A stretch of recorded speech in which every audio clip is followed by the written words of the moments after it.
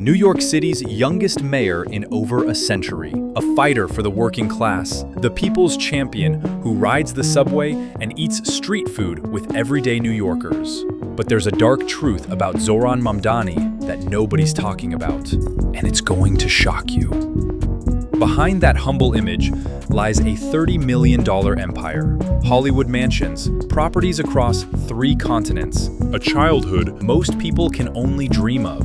He's not who you think he is, and today, I'm pulling back the curtain. Stay with me on this one. And yeah, this is my very first video, so if you're here, I appreciate you. Let's get into it. Look, when you see Zohran Mamdani at protests, shaking hands with construction workers, fighting for rent control, your brain tells you a story, right? This guy gets it. He's one of us. He came from struggle. And honestly, that's exactly what it looks like. But here's where things get interesting. Zohran Mamdani didn't grow up in a cramped apartment. He didn't wonder where his next meal was coming from. He never worried about making rent.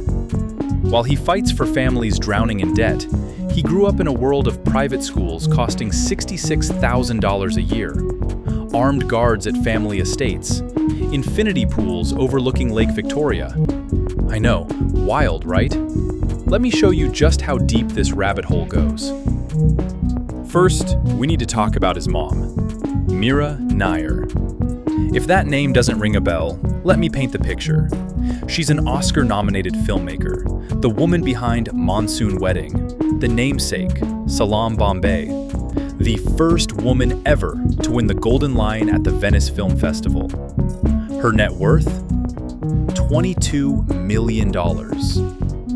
But here's the part that blew my mind. Mira was offered a chance to direct a Harry Potter movie. And you know what she did?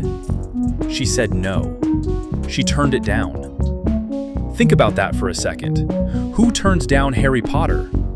Only someone who's already so wealthy that they can pick passion over profit without breaking a sweat. Zohran didn't grow up watching movies at the local theater. He grew up on film sets, surrounded by actors, directors, celebrities. His childhood wasn't about survival. It was about art galleries and international film festivals. And that's just his mother. His father? That's where this story gets even crazier. Mahmood Mamdani. He's not your average college professor grading papers in a small office. He's the Herbert Lehman Professor at Columbia University, one of the most prestigious positions in American academia. We're talking over $250,000 a year. Add book royalties, speaking fees from global conferences, consulting work. You're looking at serious money. But his story? It reads like a movie script. Back in the 1970s, Uganda's dictator Idi Amin kicked out thousands of Asians in a brutal ethnic cleansing. Mahmood's family lost everything. They fled to the UK with basically nothing. Fast forward to 1992. Uganda changes. The political winds shift, and suddenly, some of those old properties get returned. Life gave them a second chance at wealth, and they grabbed it with both hands. Together, Mira and Mahmood are worth an estimated $30 million. While Zohran campaigns for rent freezes and affordable housing, his family owns a global real estate empire that would make your head spin. Okay, let me describe how this family actually lives. Picture this: a 5-bedroom villa sitting on Buza Hill in Uganda, overlooking the crystal blue waters of Lake Victoria, 15-meter infinity pool, badminton courts, tropical gardens filled with exotic birds, balconies designed specifically for watching the sunrise over the lake. This isn't just a house, this is a resort.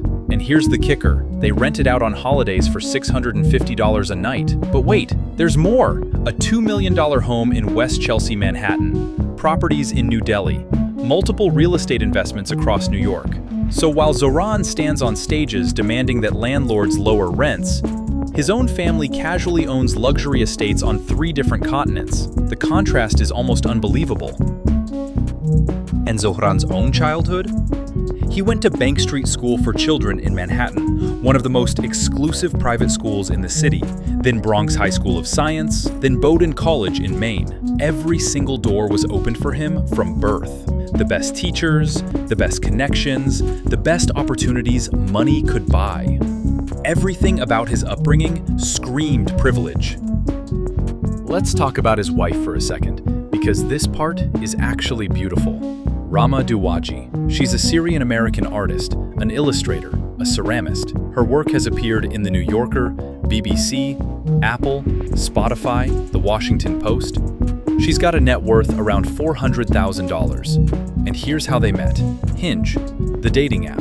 In 2021, Zohran was a newly elected assemblyman, probably stressed out of his mind, and he decided to swipe through a dating app like millions of regular people do every day. He matched with Rama. They fell in love. They got married in 3 ceremonies across 3 countries. And get this, Rama designed his entire campaign. That yellow logo you saw everywhere, that was her. No cameras, no spotlight, just quiet service.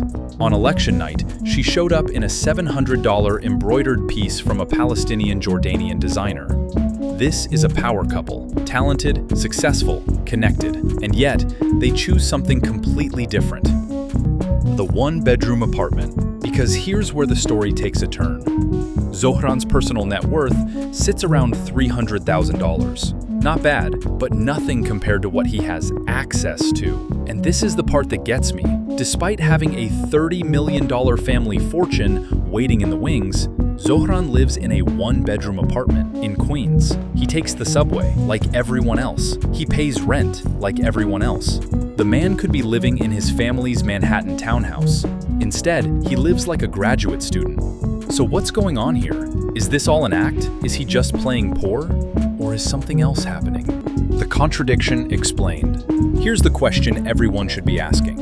Is Zohran Mamdani a hypocrite, or is he something much rarer? Think about it.